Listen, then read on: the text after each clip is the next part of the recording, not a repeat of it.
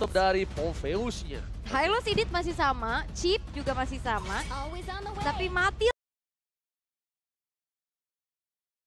Udah, ternyata yang nyusahin bukan cuma sekedar dari Phobius. Ya, karena Matildanya tadi kan selalu bisa jemput, ngasih shield, nge-heal juga. Dan itu sangat merepotkan. Dan ini karakteristik untuk Cascade sebenarnya ya, yang tadi udah mau mention juga. Hero yang memang nyusahin di game pertama. Hilang di game yang kedua. Hilang. Iya. Atau abis ini bakal diadu aja nih, Fanny dan juga Link. Nah, ini bisa jadi Popheusnya masih dilepas. Karena tadi Popheusnya aman, karena ada Matilda. Cuman tadi lihat spellnya, battle spellnya. Karena flicker nih yang dipakai nih. Iya, dia kabur-kaburan bisa. Iya, dia bisa mandiri buat open, terus nanti dia flicker kabur. Iya ya. Meskipun cuma 2 menit sekali ya. Yap, tapi Hey, apa nih rencananya nih? ternyata Phobiusnya bukan di-ban sama RRQ. Oke. Di-ban sendiri sama Bigetron Alpha, mereka punya rencana. Karena mereka bakal prayo satu. Either itu Link, Fanny. Yang salah satu diantaranya harusnya bisa diambil sih. Iya, bisa jadi nih ada nih sekarang dua-duanya tersedia available. Ya. Kalau mau diambil, diambil aja lagi di flash sale.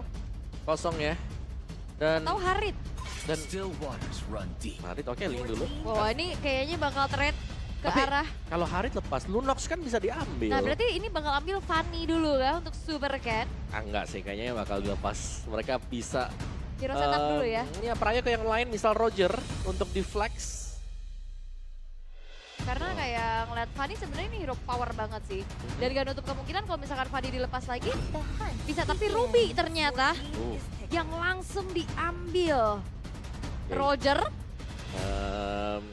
Kalau ngeliat Ruby kayak serem gak sih pakai Roger atau Assassin, sejenis Assassin lah. Tapi tadi aman om. Aman ya tadi. Tapi Harit Roger kan, tapi ini udah langsung obvious ya. Langsung kelihatan kalau buka Kebuka. Rogernya ada bener. Tapi emang udah tetap Harit gak sih yang memang akan ada di gold lane? Karena dari tadi di-ban juga terus menerus.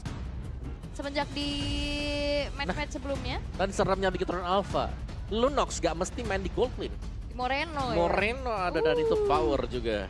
Yap, tapi masihkah dengan Roger? Ataukah tetap ke arah dari Fanny? Karena kalau RRQ nggak ambil Fanny, ini kemungkinan besar Bigetron Alpha dengan Super Ken, satu hero powernya juga. Ini akan jatuh ke tangan dari Bigetron. Oke, tapi Aurora mereka biarkan ke arah Fanny-nya. Tapi kalau ngomongin data yang berbicara untuk beberapa belakangan ini, first pick menuju ke arah Harit itu nggak cukup baik. Biasanya taruhnya tuh di last pick yang pertama sebelum masuki face band yang kedua. Yap. Apakah ini akan ada Lunox? Bisa jadi. Lunox dan Fanny? Lunox dan Fanny atau Lunox dan Hayabusa? Hayabusa sih aku suka ini. Lunox dan Hayabusa. Atau kalau ngeliat sebuah ini, jawaban. ini adalah momen yang terbaik untuk Yin keluar. Yin keluar. Kayaknya nggak sekarang sih om. Buat Kayaknya ambil nggak Aurora, sekarang. buat ambil Aurora kalau main pick off. Kayaknya pernah ada yang munculin Yin. Itu Ada Super Cat. ini kan, Super Cat. Super Cat, makanya. tapi hampir coklat waktu itu. Hampir Udah. udah Baru coklat. Udah. Oke. Tapi Zas dan juga Hayabusa Iya. itu. Hayabusa, ini udah enak banget. Itu udah banget di sana dengan sangat Roger. cepat. Roger langsung di pick dan Susujin harusnya yang mendapatkan Roger tersebut. Iya, Karena Hayabusa. dia akan head to head dengan Hayabusanya. Iya.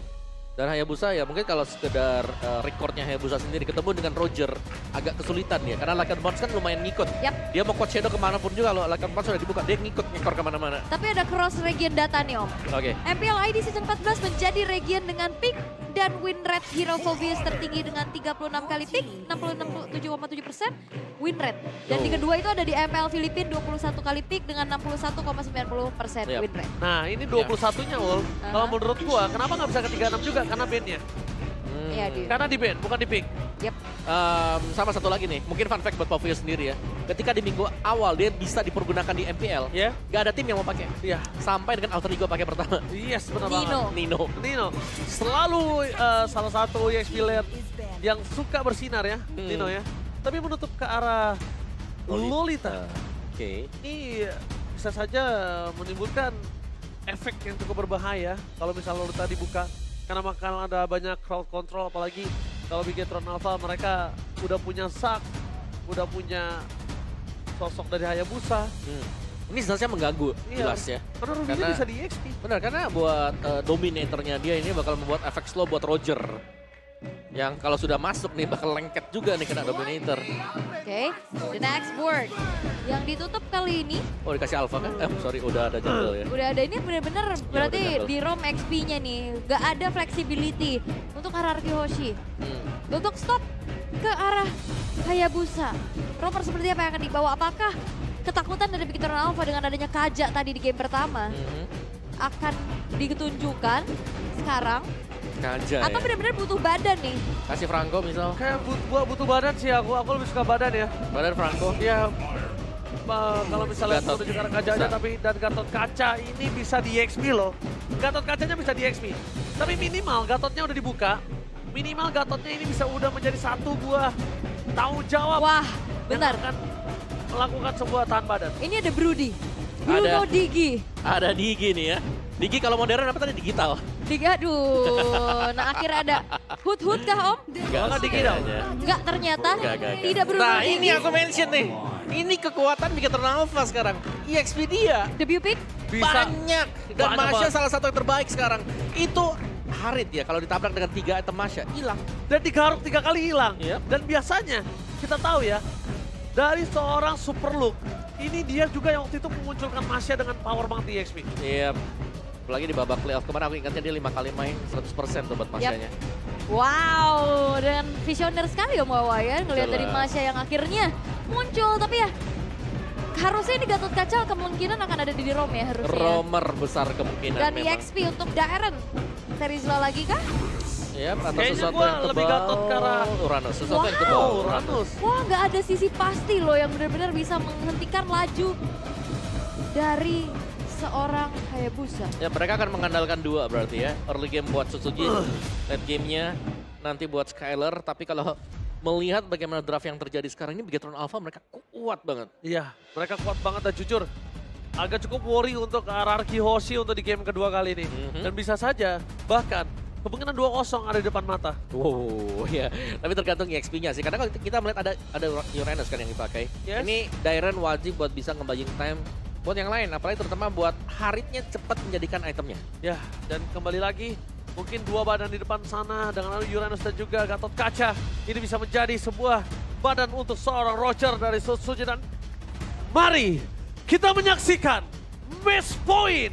Berhasilkah Big Eternal mendapatkan 2-0 tanpa balas?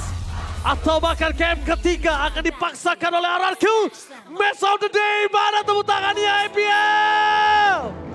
Let's go. Menuju ke lane of down. Oke, jangan sampai kendor pastinya ya, karena sekarang kita akan melihat untuk match point untuk Big Eternal Alpha. Mereka udah unggul 1 poin.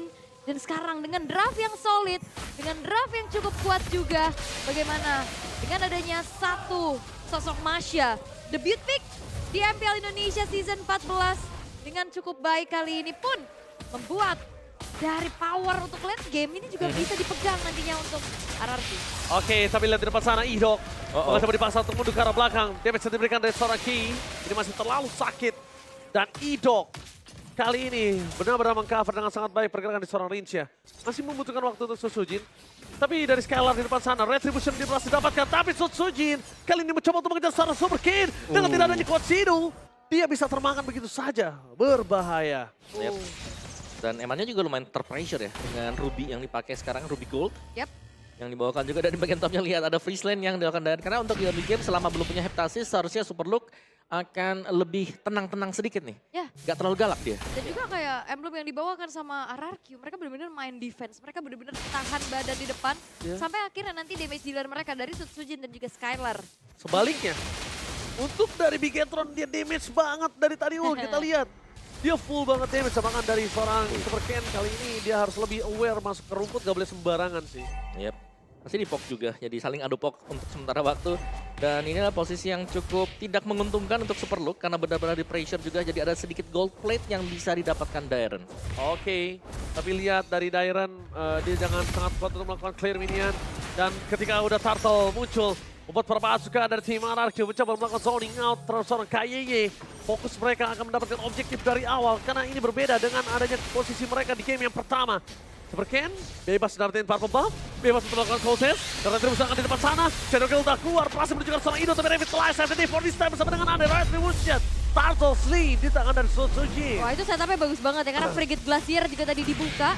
Dan Super Look bakal coba untuk maju lagi, tapi memang Dairen bukan target yang optimal, terlalu tebal. Ya, kita lihat dengan Refleks. Amo Panda dengan gagal untuk mendapatkan seorang Rich ya. Ya itu refleks ya Refleks itu. dari Rins. Yep. Itu refleks yang sangat cepat Om Awa. Ya, sepersekian detik tadi untuk bisa langsung melakukan flickernya dia. Tapi team fight masih belum berakhir. Ini masih saling poke satu sama lain juga. Dan invade yang dilakukan oleh Aoki Hoshi ini belum sampai ke dalam, belum sampai ke intisari dari Bigetron Alpha. Karena Bigetron Alpha, Super Ken masih bisa farming. Oke. Super Ken bahkan dia menggunakan retributionnya benar-benar tidak mau satupun ada jungle yang dimakan oleh sosok dari tim RRQ. Balik lagi, dan kalau ketangkap dengan range tahun itu kasusnya berbeda. Ngeri-ngeri sedep ya movement yang dilakukan juga. Tapi ya kita akan melihat bagaimana dari potensi di area gold lane-nya juga, di XP juga, dan bahkan dengan satu buah kesempatan yang bisa dilakukan. Super Look ini udah mulai celah nih karena ada sedikit platingan yang dilakukan. Oke.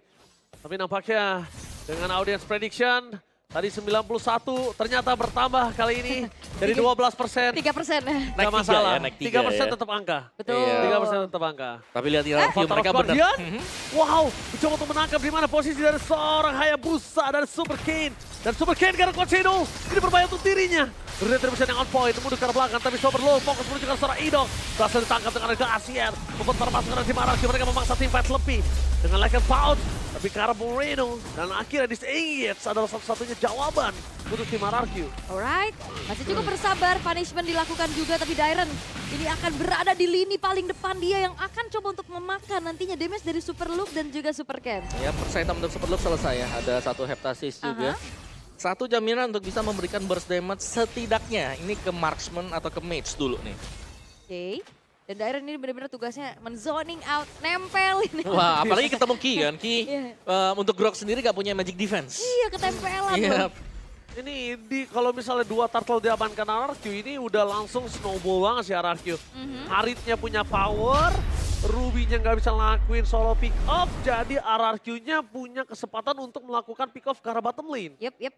Dan bergerak lagi ke arah top lane ini Super Look masih belum punya damage yang cukup ya sebenarnya untuk bisa nyicil pastinya. Apalagi di top lane-nya tadi ada cicilan ke arah platingan turret juga kan. Iya, dan karakteristik dari Super Look ketika dia menggunakan Masha ya, dia lebih sering untuk main satu lane. Oke. Sampai dengan dia jadi itemnya baru nanti dia join. 2-3 item lah baru Tapi nanti dia join. berbeda nih teamfight. sekarang. Tadi Dia udah sempat kan, teamfight dari awal. kalau itu karena dia deket tadi. Aha. Dia dekat dengan purple buff-nya masih bisa dibantu juga buat di awal-awal. Kalau gue jadi Super Look ya, gue lebih suka kalau target utama gue tetap high rate Skylar sih. Tusuji ini biarin aja, tapi sama-sama backline-nya dihajar abis. Entah mungkin Rinsya atau Skylar, pokoknya intinya gimana caranya backline-nya gak bisa ngapa-ngapain. Tapi Super Kane berhasil mengamankan double purple buff, kena Avatar of Guardian hampir saja menggetok ke arah Super Kane. Itu akan cukup berbahaya. Dan kondisinya kali ini, Super Kane kayaknya agak cukup bingung apakah dia harus bisa menggunakan ke arah dari Sky Pistar atau tidak. Karena dia butuh itu sih untuk Uranus dan juga untuk dari seorang Gatot Kaca. Oh, Dairen. Oh, mulai berasa. Wall Charge dikeluarkan tapi Purify masih ada di depan sana. Ditangkap oleh seorang Ito. Following up dari seorang Skylar. Fokus terus melakukan Super Look. Damage burst yang diberikan di arah mid lane. Berhasil membuat para pasukan dari tim RRQ. Mereka berhasil ditungkap dengan adanya Dairen. Tidak mau ada satupun yang sia-sia. EXP lane, tukar EXP lane. Yap, pertukaran terjadi tapi keuntungan masih dipegang sama RRQ karena Susujin tadi cukup free juga untuk dapetin outer turret di top lane, Om. Ya meskipun belum ada poin kill sama sekali ya untuk Sutsujin, tapi setidaknya kita tahu bahwa mereka punya potensi. Dia melepas anti-crowd control-nya. Dan ketika itu Avatar of Guardian berjuang seorang Eman mencoba untuk membalaskan Eman. Dengan adanya sosok dari Super Look menangkap ke arah seorang Ito. Selamat. Glacier sampai for this time. Tapi nampaknya tidak bisa terlalu lama. Membuat para pasukan dari tim RRQ. Mereka hampir saja kehilangan sosok dari Huchin. Dan bahkan Rinsya di arah bottom lane. Masih mau dapetin satu poin kill dari seorang Super Look. Dan terlalu jauh.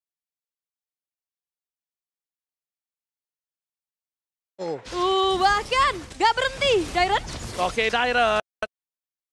Gak bisa bertahan dengan lama. Dia pastikan tumbang dengan damage 2% diberikan oleh tim dari Bigetron. Oke, dan RRQ Hoshi memanfaatkan waktu pastinya untuk langsung set up menuju ke arah turtle. Dan harusnya ini akan menjadi perfect turtle untuk Sutsujin karena tidak ada sosok jungler di area turtle tersebut. Dan akhirnya menjadi perfect turtle untuk RRQ Hoshi. Ujin berhasil mendapatkan turtle-nya kali ini dengan perfect. Oke. Ujin benar-benar mengerikan dengan adanya Roger dan itu adalah salah satu hero yang membuat dia savage yang melakukan itu. Kemarin, pakai Roger ya. Iya, pakai Roger ya. Roger. Tapi balik lagi tuh Red ini masih belum ada yang ancur juga untuk RRQ. Dan power scaling nantinya untuk super look Om. Yang harus diantisipasi sama RRQ Hoshi. Ya, karena banyak hero yang memang harus bisa farming dulu ya buat Bigetron. Masya satu, Hayabusa juga yang kedua. Jadi mereka butuh waktu dan waktu ini yang lagi dikejar juga untuk RRQ Hoshi. Jangan sampai ke bawah dan bisa jadi satu demi satu. Super Ken jadi duluan. Terus nanti misalnya buat si super look-nya juga jadi. Dan dari player head to head antara Super Ken dan juga Sujin hampir sama sih untuk keduanya. Mungkin lebih galak buat Sujin kali ya. KDA ya. Benar, dari sisi kayak dia lebih besar juga kalau GPM-nya ya unda-undi. Masih bisa saling kejar mengejar juga. Oke, sementara di tengah. Kayaknya Outer Turret bakal dipaksa kan? Waki kali ini terkena Avatar of Guardian tapi Watch Out for defensif. Membuat para pasukan ada tim Bigetron dengan coba di dive in dengan ada Skylar dengan Summon Phone. Chronodis yang tidak bisa dihentikan dan berhasil mendapatkan Moreno. Bahkan di depan sana Emma terhajar, tercabik-cabik berdasarkan satu point kill tambahan dan Super Lux yang tidak bisa didapatkan. Membuat tim Bigetron malah kehilangan 3. Mereka seperti RRQ di game pertama. Ketika mereka sudah sadar tidak ada gold yang bisa mereka adu. Item yang kalah, level yang kalah mereka masih mau paksa team fight. Dan itu dia, power team fight dan KYY tertinggal. Oh, KYY tertinggal sekalipun bahkan Skylar bisa mendapatkan satu point kill. Jaminkan ada depan dan para pembom di tangan dari Skylar ini makin lebih mengerikan. Betul, dan bahkan kali ini RRQ Hoshi mereka komit, mereka bersatu padu untuk bisa bersinkronisasi dengan skill-skill yang mereka miliki. Yep, Dan akhirnya ngebuat dari Bigetron Alpha terpanis satu-satu. Benar, dan pemilihan untuk Uranus juga ini menjadi badan yang cukup tebal di depan. Di cover dengan Revitalize nih yang dimainkan dengan Idok tadi. Membuat dia meskipun ditabrak, ditangkep, dia masih akan sustain banget. Terutama dengan Consecration yang bakal buying time kembali. Yap, apalagi tadi dia juga hadirnya nggak dari depan ya, dari samping. Betul, ini Oracle juga buat si Dairan. Sangat tebal sekali.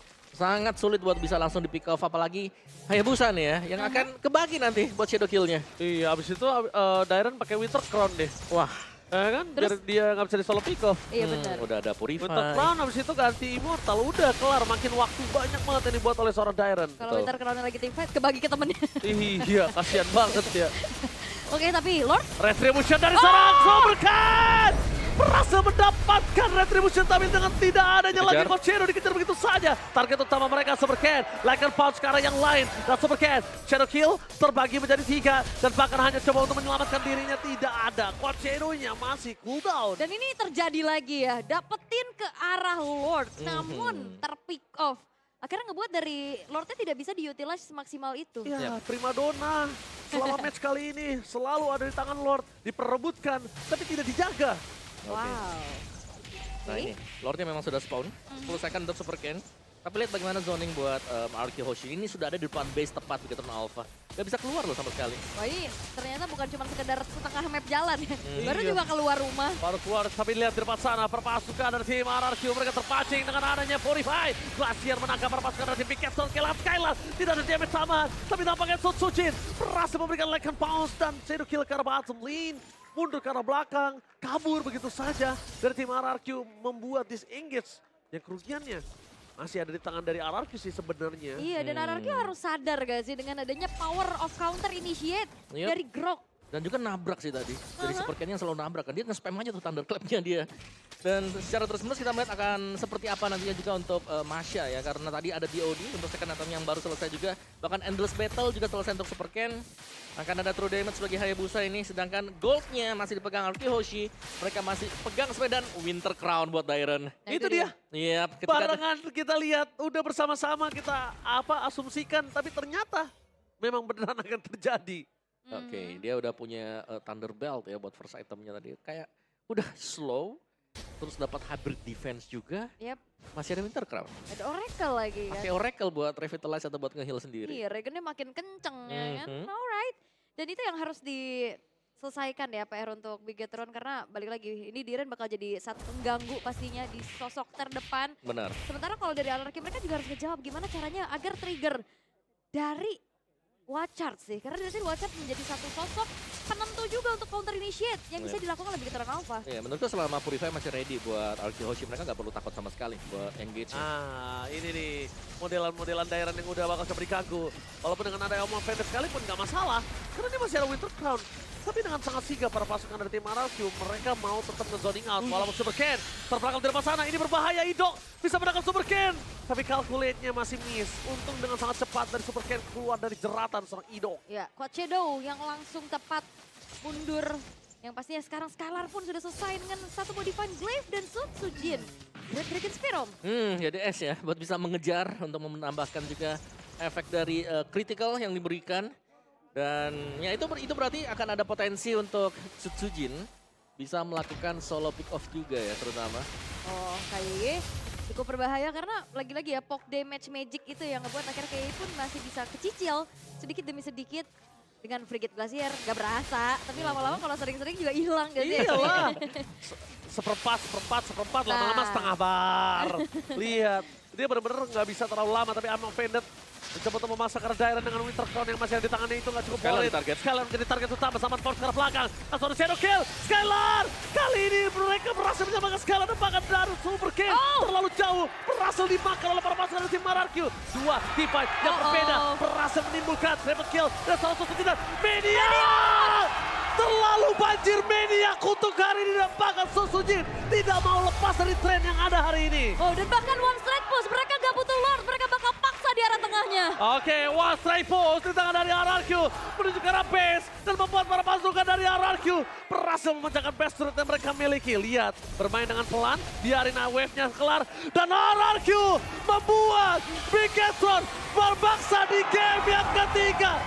Sang kelinci percobaan gagal untuk mendapatkan title final boss dengan 2-0 penuh. Alright, dan ini dia sang raja dari segala raja. Mereka tak mau tahtanya terkudeta dengan cukup mudah. Pembalasan dendam mungkin di leg kedua akan terjadi karena 1-1.